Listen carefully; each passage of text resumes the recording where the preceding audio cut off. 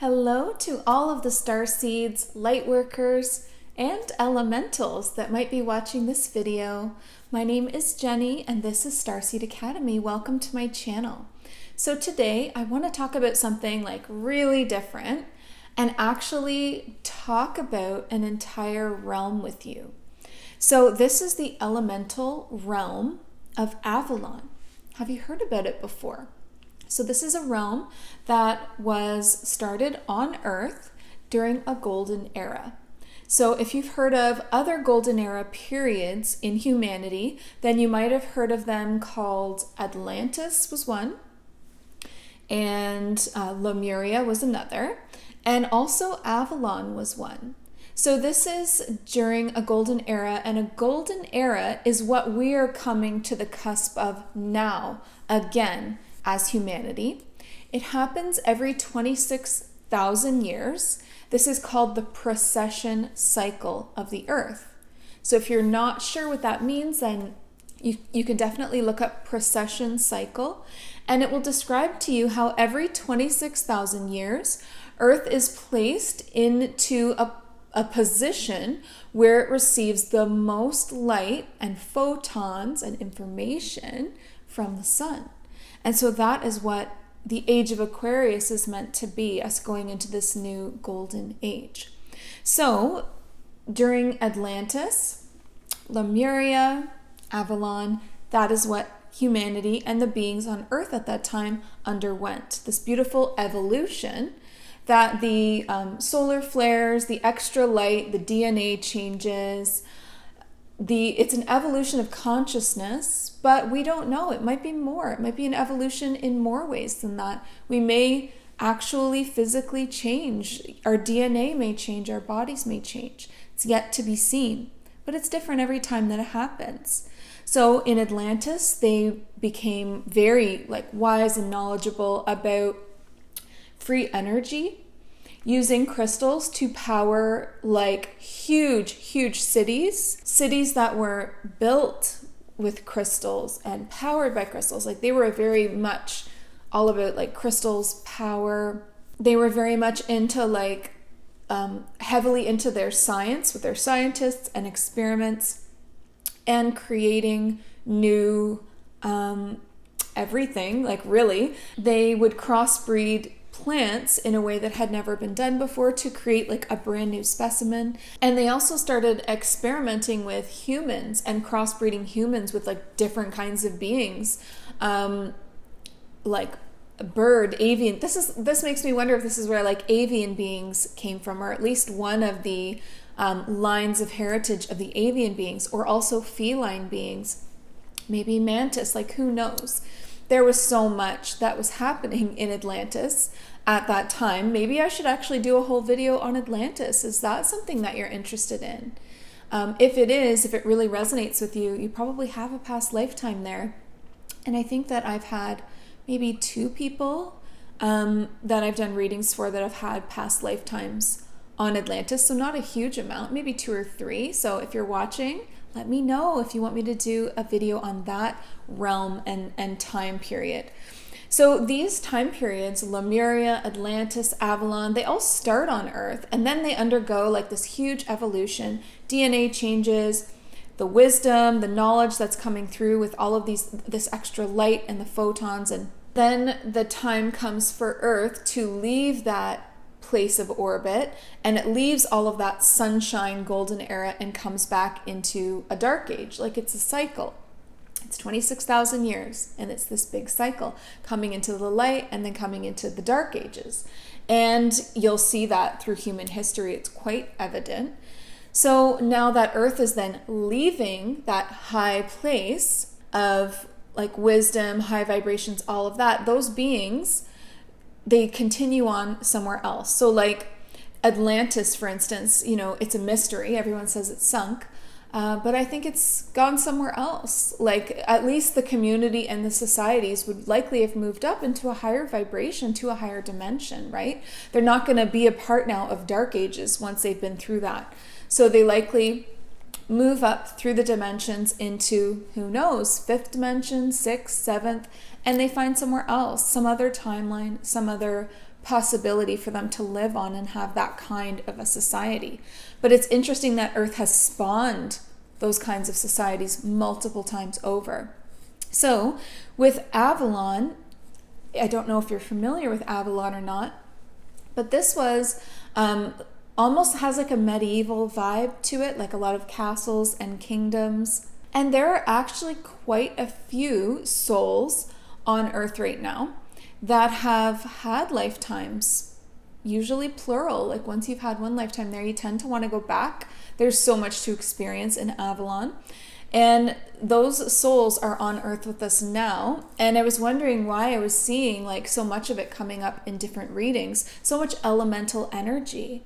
The elemental realm is all like fairies and unicorns and sprites and elven people and wizards and dragons, like that whole like fantasy world, right? Where do you think all of these fairy tales come from, all of these storybooks, right? It's all from history. And so there are so many of you on Earth right now. And it got me wondering why. And so, I looked a little bit deeper into this realm and what it had to offer, the kinds of energies that were present there. And I'm starting to see the reasons why. That there are very specific lessons, strengths about the people of Avalon that would particularly apply right now to what humanity is going through. So do you know, are you from Avalon? Do you resonate with any of that? Well, you'll find out as we go through the video and see, if it sounds like something that you remember. Past lives often feel like memories. They come to us in our dreams. They're more easy for us to imagine than any other kind of landscape. It's easy for us to visualize it because we've seen it before. Your imagination is so powerful. Okay, so let's get into Avalon. So Avalon is a very interesting place because it is separated into two halves. So the top half is the light side of Avalon. And that is a very green, lush, beautiful land. Has that medieval vibe, but also has enchanted forests, magic galore, waterfalls. And we have the beings like the fae, the elven, the sprites, the brownies, all of those magical kinds of creatures, the unicorns. I mean, you can imagine all of those that fit together in the elemental realm would have like a starting point in Avalon. And this beautiful top side of Avalon is green and lush and vibrant and full of life. In the medieval aspect, there are kings, queens, knights, kingdoms, and these beings look very human, but they would have like a different DNA, different kind of vibration than the people on Earth right now. Definitely a much higher vibration because they're working with magic and they have a lot of like ancient knowledge. So there's also going to be wizards and kingdoms in the other species as well. Like there's a unicorn kingdom, there's the elven kingdom, like there's elven queens, very powerful, very magical. And these kind of beings can live hundreds and hundreds of years and really master things like magic. So the magic that they would be using in Avalon would be a lot of creation magic and a lot of spoken spells. Okay, so we're going to come back to that. So on Earth right now, how we can see this connection is Earth also has this ancient magic. Okay, so if all of these different golden eras, Lemuria, Atlantis, Avalon, more, there's probably so many, like who knows, right? Hopefully we'll find out on our soul travels in different timelines. I'm sure that we will. But for right now, those are the three that stand out to me. But in order for them to have magic, it had to be available to them. It is available. It is within the earth. So if you can picture the earth as a being, because Gaia is a sentient being, she's like consciously aware, okay? She knows who she is, she knows what she's doing, and she's growing and she's helping the ascension process of humanity and also going through her own ascension process. Like And you can see proof of that through the Schumann resonance. So the Schumann resonance is Earth's heartbeat. It's measured.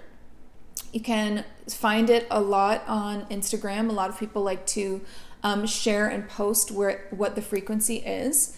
Now the Schumann resonance, I always forget this, but I believe the baseline that her heartbeat is supposed to be at is 7.2 or 3 hertz. And through this ascension process, her Schumann resonance is spiking huge. And there was a day when it was something like 1400.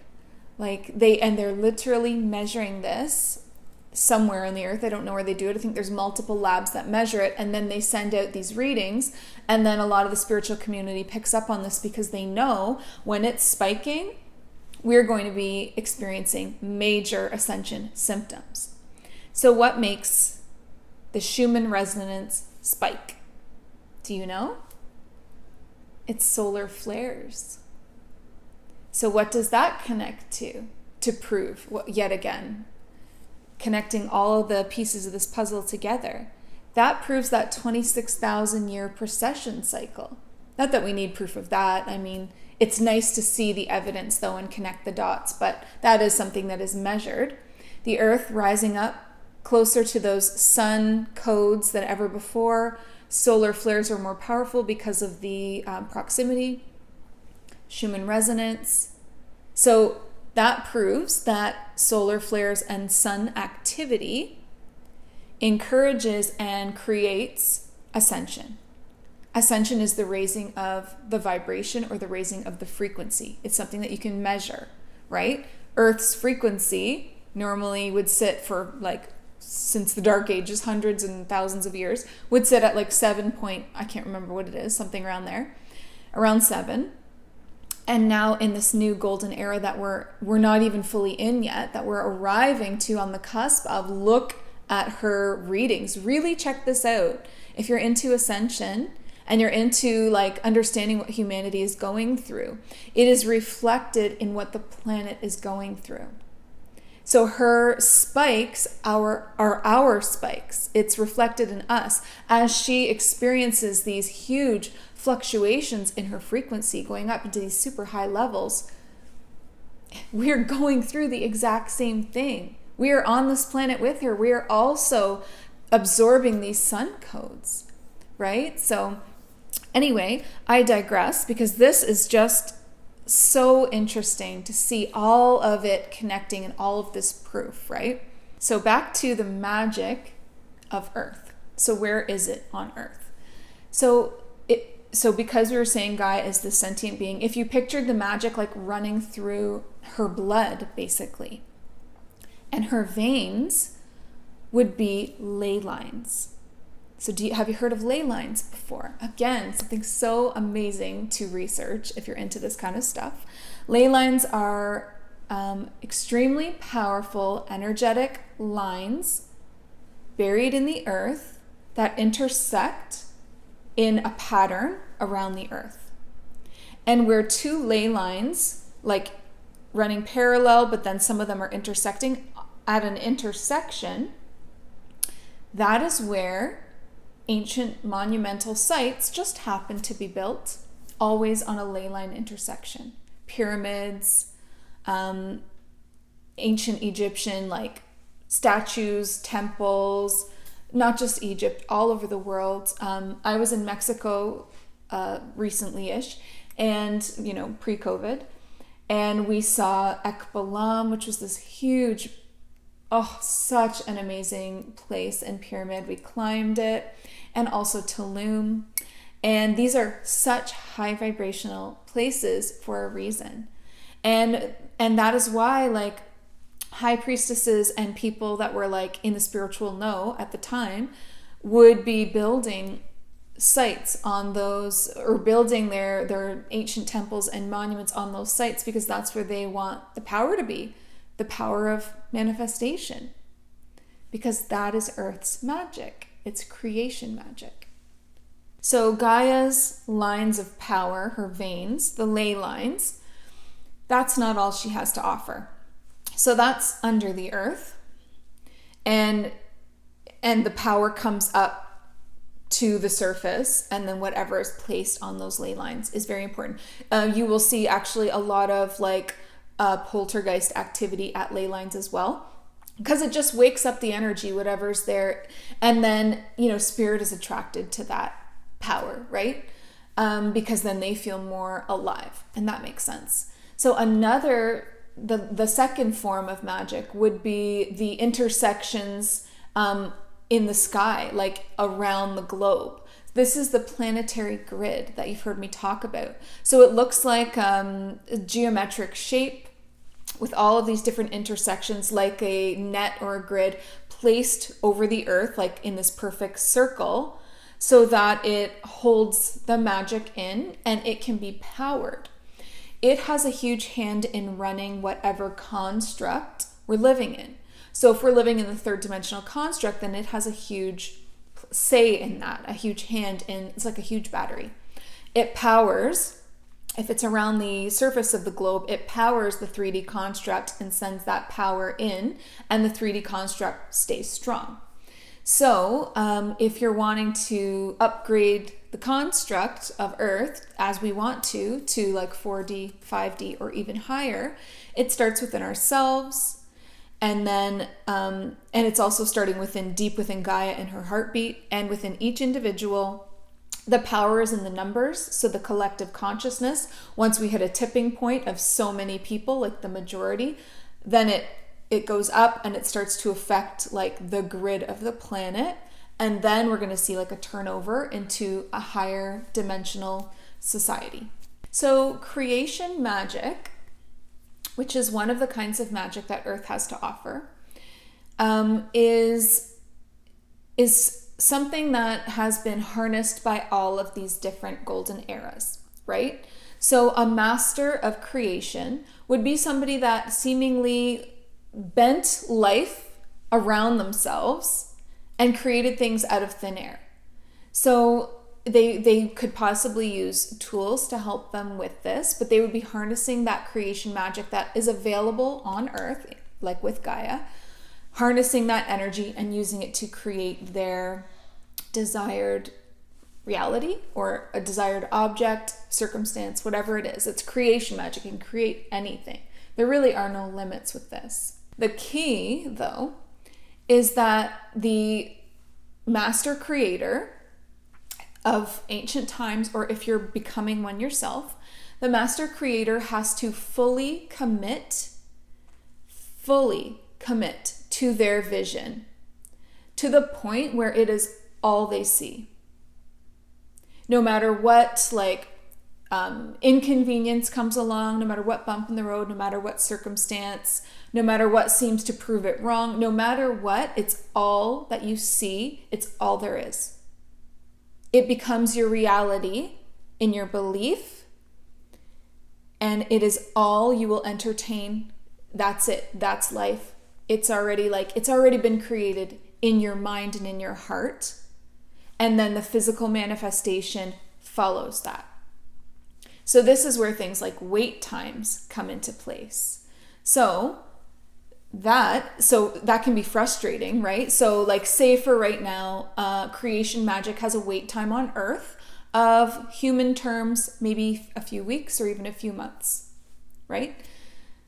It's pretty rare to find somebody that committed to their vision that they will hold it so clearly in their mind no matter what and not falter for that length of time.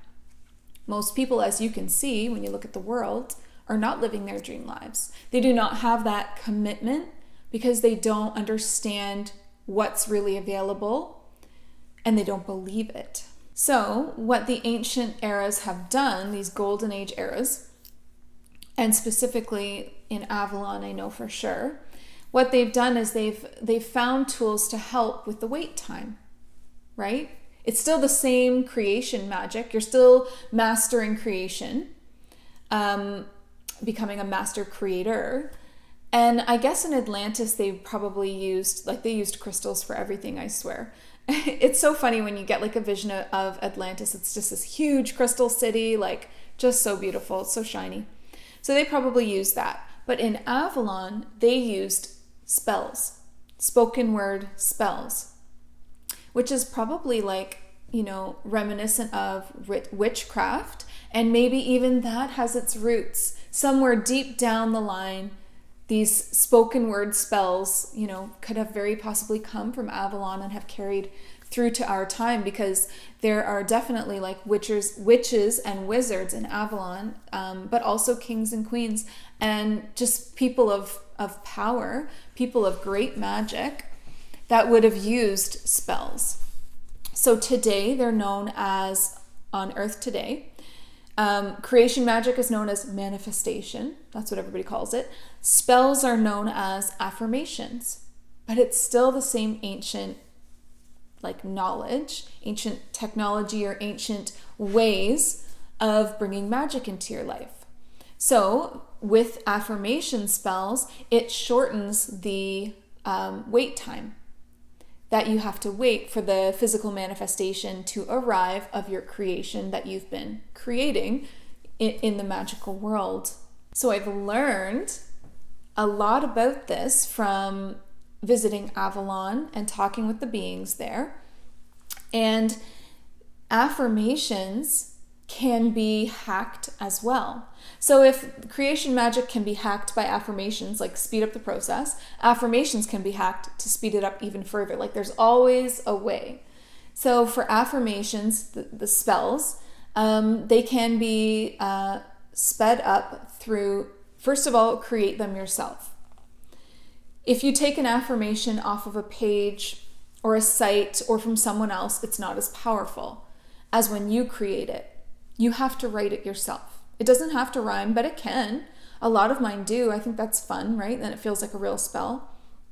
Especially if it's like connected to a powerful time, like a full moon or a new moon. That's another way to empower your affirmations, is through the moon power or planetary alignments, using them during these times. But create them yourself, write them yourself. That's very important. And create them with feeling. Like really get into a space of feeling your creation coming to life. And how would that feel? Would you be happy? Would you be excited? Would you be proud? Whatever it is that you're creating, how would it make you feel? Then write the affirmations out in that emotion from your own words and heart. So here is a huge, huge tip for you. Something that I've only been working with maybe for the last year. This is going to supercharge everything and really reduce that wait time. You are going to be a master creator in no time and really harnessing the energy that all of these different realms have used.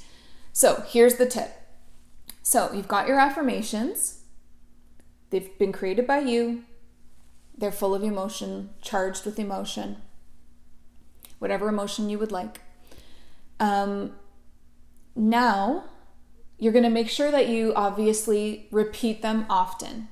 Have them written out somewhere, like a whiteboard or somewhere where you can see it, check on it often. Say it out loud often and say it in your mind often, at least a few times a week, if not more. And every time that you think about your goal, say that affirmation. It should be memorized, right? Even if it's a couple of sentences, it should be memorized. This is your spell work. You can do this. Here's the tip. As you're speaking your affirmation into reality, have your guides and or counsels repeat it with you at the same time. So they are speaking it alongside you speaking it. So your affirmation is now being said through layers of fabric of time and dimensions and timelines, being spoken into existence by all of these different beings, all of the different layers of reality.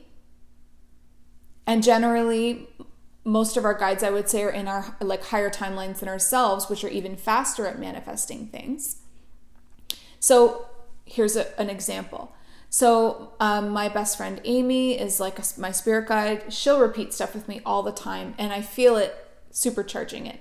But what really supercharged an affirmation for me was going to my council at a big meeting with all kinds of different beings. This was actually a Galactic Federation council, but it doesn't matter what your council is. And there's all these different kinds of beings there from all different star nations, all different dimensions, 5th, 6th, 7th, 8th, 9th, 10, angels, 12 to 14, all the way through the dimensions. And I asked, can everyone please say this along with me? Because this is something that is going to help me to serve humanity, or this is something, it doesn't always have to be about service. It is okay to want things for the sake of them. It's okay to want things because it brings you joy. In fact, joy is such a powerful way to raise your vibration. So don't feel like you have to always be humble and like only asking for help when it comes to your mission. Ask for help all the time. They don't mind. In fact, they love helping us. And I think that we're very interesting to them anyway. And also, like I said, it's just raising up the vibration of you and then anyone that comes into contact with you. So I went to this meeting and I asked them to say it with me. And it was fairly long, so I said it out once, twice, and then I started to hear them like joining in. All of these voices. I do this because it's always this big rounded like table desk thing, and they're all sitting behind it, and I'm kind of standing in the middle. And it's all these different representatives of all these different star nations, and they all start saying it with me. And like it's crazy, like chills. Because it's all these different voices. Just imagine the power of that right now. They are speaking your desire into existence from their particular vibrational frequency, realm, dimension, planet, the being, like everything that they are. And if they say it with feeling, which if they're your team, they totally would, right? It was just so powerful. And every single one of my affirmations that I had on my board for 2020 came true. Every single one, no matter how far-fetched it seemed at the time. Like, be my own boss and make more money doing that than I ever made in a job where I had a boss. Be in charge of my own schedule, don't have to report back to anyone. Integrate the vibrations of Christ consciousness, and like a lot of different personal, every single affirmation came true when I started doing this. So this is a major hack for you. So use it wisely. So if on Earth, the human wait time is something like weeks or months, and it takes such a high level of personal strength and mastery to maintain the focus and the power in that spell until it comes to its fruition, to its manifestation. Things like confidence will definitely boost that, because as you see some of your creations coming into present reality, then you'll get that boost and you will start creating faster because of the belief now is stronger. So practice, right? That'll definitely help. But when you use this tip, you are going to bypass that wait time, like the bypassing of the entire line of people, and you just go from the back to the front. And it's there. I don't have an exact timeline for you, but for me to create life changes and every single affirmation that I had wanted within like a year span, and those are things that take people like years and years and years to accomplish on their own. So I really want you to be responsible with this power and start thinking about how you can use all of these things that we've learned about Avalon and the earth magic to your advantage. So again, like I said at the beginning of this video, that I'm starting to see why so many souls from Avalon are on earth right now. This is something that they have to teach us to become a master creator. And why is that so important right now? Well, because we're trying to create a new society and a new world. As one is crumbling, we are creating this beautiful new society of this higher vibration, focused around things like oneness and love. And we need to be confident in ourselves and our own creative abilities before we can build a whole world. We need to build our own world, like our personal lives, our personal timelines.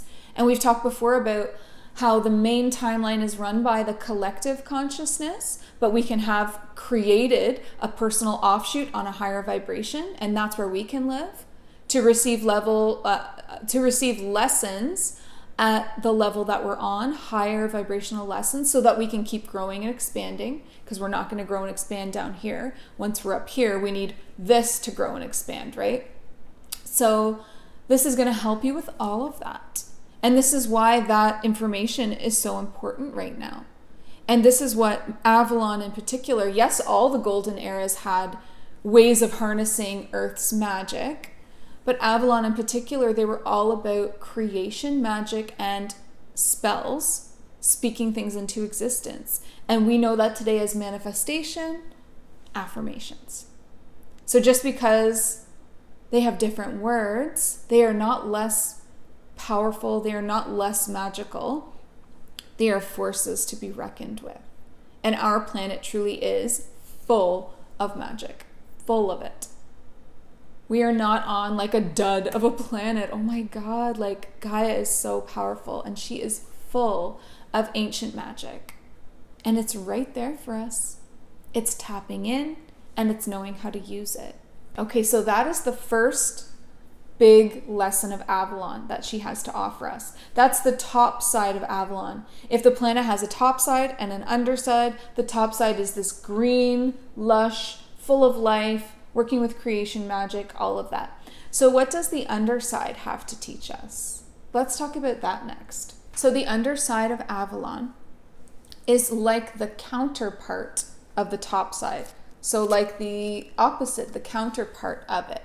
So what it looks like is the landscape is like all of these rocky crags, cliffs, tall stone spires reaching out from the ground, like going way, way, way up, high into the sky, past the clouds. So you just see like clouds and these stone spires are going up through them. It's mostly all grays and browns.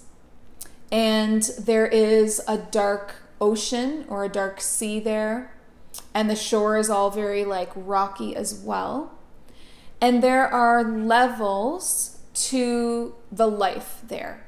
So the largest predators living in the highest caves and cliffs and top of the rock spires, and that would be dragons.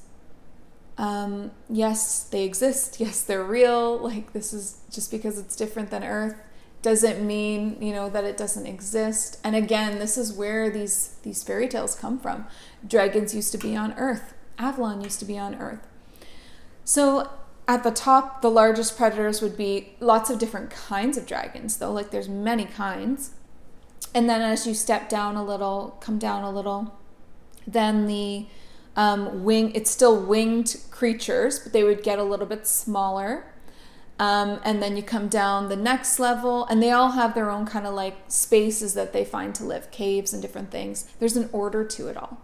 You come down to the next level, and it's going to be like birds of prey, but like big ancient looking birds like pterodactyl style birds and big vultures and like all this kind of crazy stuff. And then as you come down a little further, closer to the ground, there's creatures that almost appear to be made of the stone itself, like rock beings, trolls, and creatures that I would have no name for, to be quite honest with you. I've never seen anything like it before, but creatures with thick hides, like elephant style skin or like really leathery skin or like made of stone and rock, or at least appear to be that way. So very thick to protect them from the above all the predators, right? So that's how their evolution has worked for them. And then like on the bottom level, living in like the ground level caves, probably like a lot of them near that darker sea, would be like cave dwellers. I guess that's kind of like trolls or cavemen, or it's a humanoid shaped sort of body, but almost looks regressed in time back to like caveman look, but obviously not. Like they have their own intelligence, I'm sure. And then, so that's the bottom of like the ground. But then you have like this dark sea, dark ocean, and there are layers of life in it as well, going in the opposite way, so that the largest beings, instead of being at the top, would be at the deepest points and coming all the way up. Like, again, very ancient, prehistoric looking creatures. Crazy kinds of weird fish that look like bone. And nothing there. And like also like, I was just thinking like Loch Ness Monster style, like who knows, right? Just very Leviathan prehistoric creatures, but nothing is brightly colored. Like there's no bright colored birds. There's not a lot of color in this realm. It's almost like the top side of Avalon has all the color, and then here it is underneath, and it's all, even the creatures, not just the landscape, are all very like muted tones of grays and browns and black and different things like that. And if it's like a color, if it's green or something like that, then it's still like a dark muted tone. So the shadow side is what actually supports Avalon. It gives it its base, its foundation, something to rise from. So this shadow world is in a lot of ways the strength, and this underside shadow aspect, this counterpart to the green life, is like shadow work manifested, right? Like the shadowy places are what give the substance, give the foundation, give the base, the strength, where all of that happier stuff can rise from. And that is so similar to our work and to our makeup as souls. So think about your shadow work. Think about your dark night of the soul. Think about a phoenix. Did not everything rise from that shadow, from that darkness, from those ashes? But that was needed for the rise to occur, right? Personally, that resonates so strongly for me. I was one of the many, the majority of people awakened from a dark night of the soul.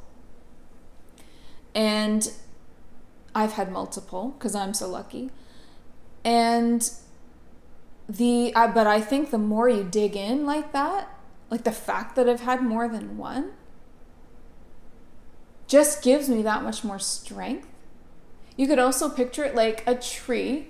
You can picture Avalon this way, or you can picture your spiritual journey this way. Like a tree that the deeper the roots go in strength and in darkness, the higher the branches and the green life can go. The more expansion you have down here, the more expansion you have up here. It's always balanced. So if someone is afraid to embrace their shadow aspect, love the shadowy parts of themselves, dig in, do the work, do the shadow work, embrace it, like go all in with your dark night of the soul and your shadow work and all of that. If someone is afraid to do that, the roots are stunted, like they're not expansive. And what does that create up top? A little tree, right? Beautiful. But it could be more. It could reach more people. It could just expand so much. But our up top expansion, like again, thinking of Avalon, the up top expansion is directly related to the shadow expansion. So if you're someone who considers yourself shadowy, amazing. If you consider yourself a dark person, wow, that's amazing to me. That's power. And there's nothing wrong with power. Just like we were saying, there's nothing wrong with wanting things for yourself. You don't always have to be service to others. That's not balance. All light and love, that's not balance. All humble, divine devotion, that isn't balance. You have no foundation. You have no base. You need both. So I think embrace, and we say this, and of course, embrace all of the aspects of yourself, light and dark, shadow, and all of that.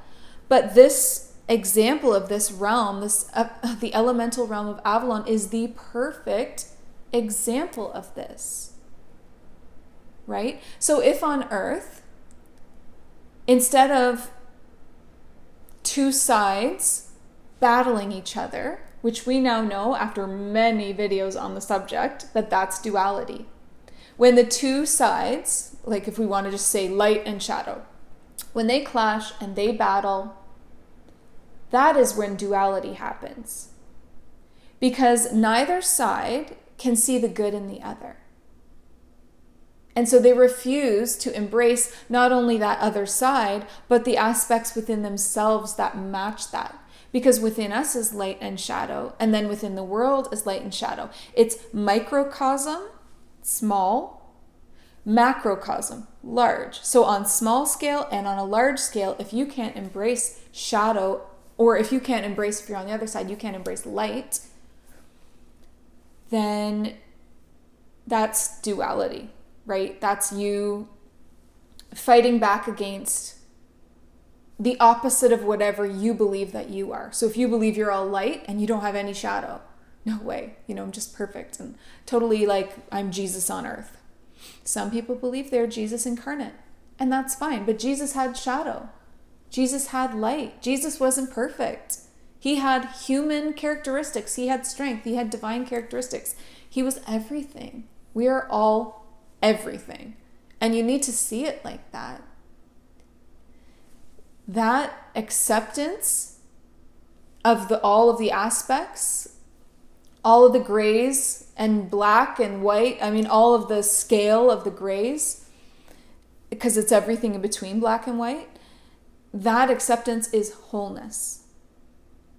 So even though Avalon is quite split, because it doesn't have the integration of the two, it has the underside and then it has the green side, it's still wholeness because they work in harmony together. And there is some integration of it because every single being, like I have met beautiful dragons full of light. It's in their eyes, it's in their hearts. And then I have met gorgeous elven queens that are cold and hard people and not that loving. So everybody's both. So the energy of the underside of Avalon is actually quite expansive. Like it feels like freedom there because there's so much flight and there's so much space and air and sky. And there's a freedom to there being, like each creature is just living what it wants to do. Like there's no rules, it's not like society and communities like the top side. It's just pure freedom to soar and live and live on instinct and, enjoy the hunt and enjoy, each moment and just the highs and lows of life. There's a beauty to it. And both sides are more powerful for having each other, even though they're so different. And that's wholeness. So there is a place for everything in this universe. Everything has its place. And when you realize that and you honor that all life has a place, every soul has its place where it fits perfectly. No matter what you think, no matter how you may think, whether it be someone that's hurt you or someone toxic, or whether it be a kind of like low vibrational being that's bad, or doing, bad things or whatever, this realm of Avalon proves what we've been talking about, that there is a place for everyone. It's all needed. All of it. And when everyone is in their place and not battling against each other, but in harmony, then that's the wholeness. So what do you think about Avalon? Do you feel called to one side or the other? Do you think that you've had lifetimes on either of the top side or the underside of Avalon? Do you feel connected to the Fae, elves, knighthood, medieval times, magic, wizards? I mean, there's so many things that you could connect with. Dragons, a lot of people feel connected to dragon energy. I've had at least maybe 3 or 4 people that might be watching right now that have had their readings done by me, and these lives have come up. But it's more rare to find a soul who's had a lifetime on both sides. And I think that's only happened twice. And that's so special, because within them, whether they know it or not, is this hidden gem of understanding wholeness, probably better than most people, because you've lived it. You've literally lived it. Having a life on the top and a life underneath, and feeling the beauty of them both, and loving both of those aspects of yourself. That's all we need right now in the world. That's exactly what we need in the world.